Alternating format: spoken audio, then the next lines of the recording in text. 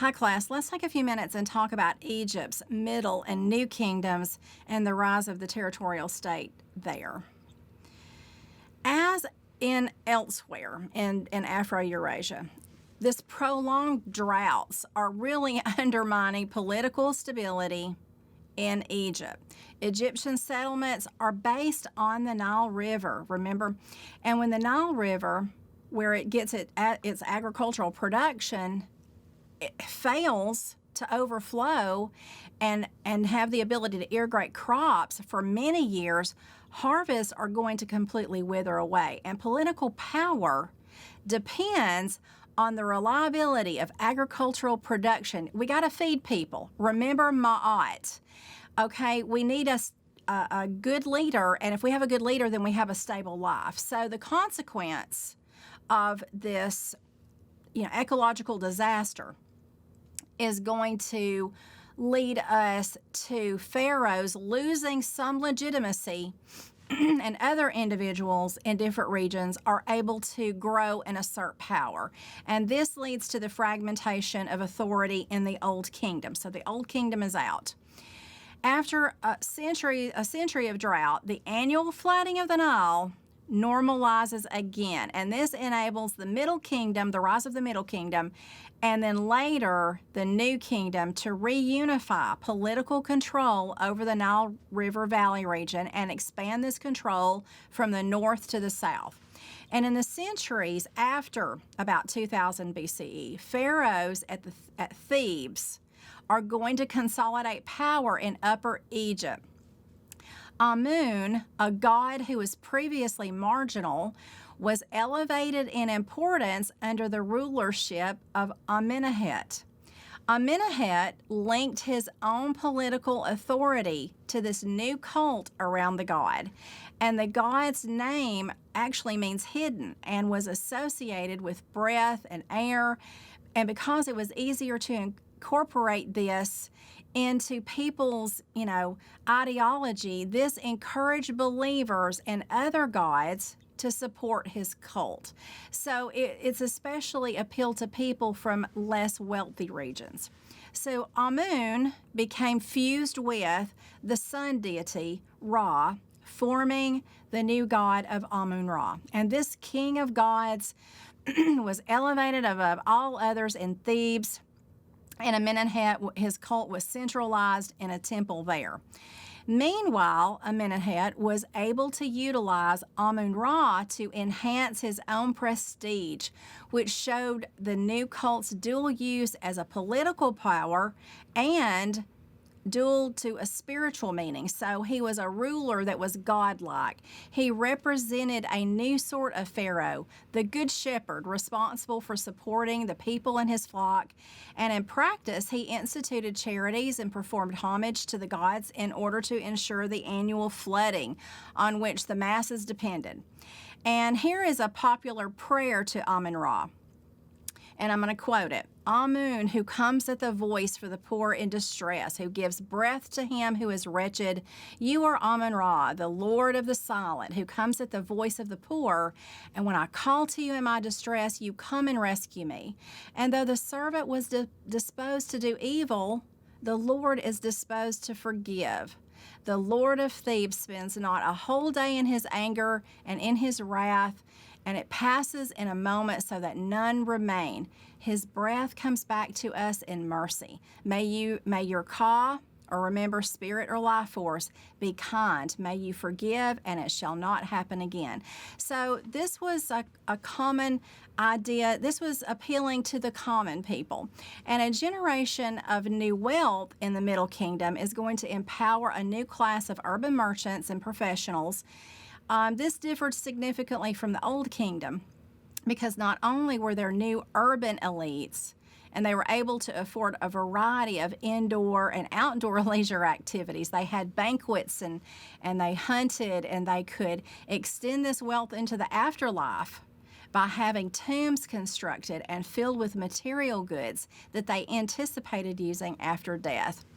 To support their lifestyles and the growth of the Egyptian state, it was essential to extend trade relations to the eastern Mediterranean, Red Sea, coast up and down East Africa, and southward up in the Nile River. Egypt's floodplains were deforested during this time, and the Phoenician city Byblos, its current day Lebanon, was a major source of wood and for things like coffin and furniture, mainly cedar, the cedar of Lebanon's. They received precious metals from the Sinai Peninsula, as well as a range of luxury products and slaves. Gold came mainly from the south in Nubia, which Egypt colonized in order to extend its trade route there. And it militarized this by building a network of forts along the river. So it's starting to take on the idea of a territorial state during this time. The expansion of this lucrative trade networks is going to draw the interest of what scholars call pastoral nomads, including the Hyksos invaders. This means rulers of foreign lands.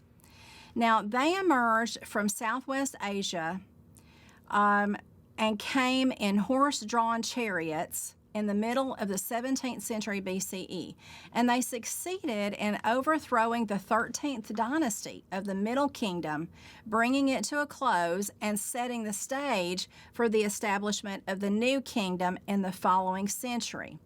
The Hyksos class were able to easily overthrow the 13th dynasty by crushing the pharaoh's foot soldiers with their horse and chariot, because Egypt didn't have that at this time. In addition to the chariots, they used superior bronze axes and bows, and as conquerors, they quickly became rulers of Egypt. Now, rather than assert a completely different cultural and political system or religious system, they mostly reinforced existing Egyptian institutions and assimilated within society. Now, I say all that to say this. I have been reading that some scholars today are beginning to believe maybe the Hyksos did not actually invade Egypt, but they immigrated to Egypt and then created an uprising from within rather than an actual invasion. Now, we're going to see over time what the prevailing idea will be about this, but for now, scholars and textbooks agree the Hyksos were a foreign people, and they were in Egypt, and there was an uprising, and they did rule for a period of time. Did they invade, or was it an uprising? That's, to be told. Eventually, an opposition movement against the Hyksos will emerge in southern Egypt after a century of conflict, led by Ahmosis. And he's going to turn their military techniques and technology against them. He's going to establish an army using the same technology and techniques and weapons that the Hyksos use. And he was successfully able to expel them from power.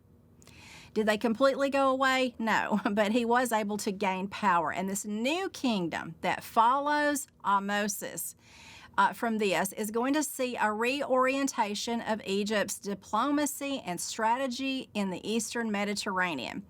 By actively seeking to defend its borders and skillfully using diplomacy, Egypt aims to prevent future invasions and uprisings from forces like the Hyksos. Now, the introduction of new military technology really changed Egypt, leading to a transformation of its army into a much faster, mobile, and capable force that was able to expand Egypt's boundaries. Again, territorial states ideology.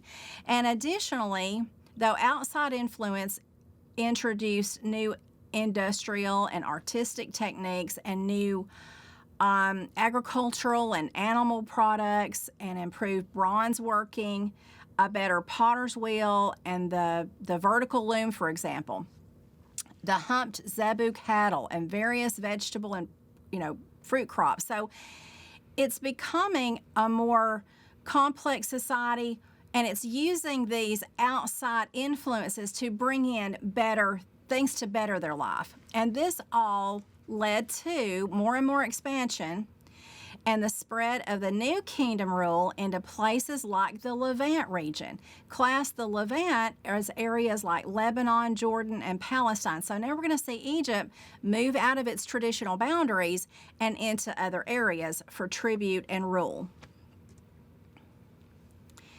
From this incredibly prosperous, organized, and dynamic base, Egypt projected military, diplomatic, and commercial power outward. Okay, so that's the way they looked on the outside. Hatshepsut was Egypt's most powerful woman ruler class. She's going to start out serving as a regent for her son, Thutmose III. And during that time, she extends and reinforces Egyptian power southward toward the precious metals and natural resources and labor in Nubia, which is in Africa. This dynamic woman will seize power and has herself crowned king of Egypt. Pretty incredible considering men had always held absolute power. Perhaps to emphasize her right to rule as a king, she had herself portrayed as a sphinx with a beard and often wore men's clothing. She wanted to be remembered above all as a builder and a restorer of Egypt. This is what she said. I have repaired what was destroyed by the Hyksos. I have raised up what was in pieces ever since the Asiatics have been in the Delta, overthrowing what has been made. Now, her great temple tomb in the Nile Valley is among one of the most majestic temples in Egypt, and later rulers, class, will try to omit her from history. They'll try to scratch her from the walls and halls of Egypt, but they were not completely successful. As an expansionistic power under Thutmose III's rule, when he came to rule, Egypt engaged in one of the first chariot battles in recorded history, too. This is shortly before the Ramses period. His army, Thutmose III, his army commanded some 1,000 war chariots, and the successes at the Battle of Megiddo expanded Egyptian rule into Palestine. So after the conquest of Thutmose III, a really dramatic conflict of religions took place in the next kingdom, in the New Kingdom. King Amenhotep, he began to oppose the worship of Amun-Ra. And as the struggle begins to arise between him and certain priests and nobles. So he begins to sponsor the worship of Aten, the sun god, supported by his wife Nefertiti, the beautiful Nefertiti. Amenhotep attempted to overcome the influence of priests and bureaucrats and thieves. They had gained a lot of power and control, and he was trying to undermine that. To advertise the new faith among the people, he changed his own name to Akhenaten, meaning he who serves Aten. He moved the capital from Thebes to a new city called the Horizon of Aten, where he built temples to Aten. Some early historians called this attempt to pursue only the worship of Aten as one of the first monotheistic religions. However, class, this is not correct. This is more of a political move than a religious one. Nefertiti may have ruled also for a short time before Akhenaten's son takes over. You can really see some of the problems that I've mentioned with brothers marrying sisters here in this image of Akhenaten, can't you?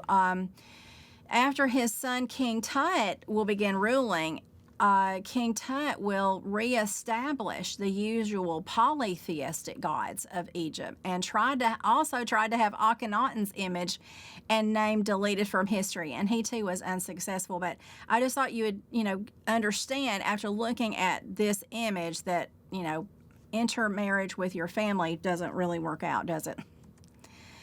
Akhenaten's son, by one of Akhenaten's sisters, Tutankhamun, or King Tut, will be the last of their family line to rule, and he rules for 9 years. and was buried with dazzling splendor. His tomb was discovered in 1922, intact with all of its treasures, in one of the most stunning finds in the history of Egyptology. One of the few that had not been looted over the centuries. Now, he was only 9 when he came to power, and he died at age 19. As usual, class, keep in touch.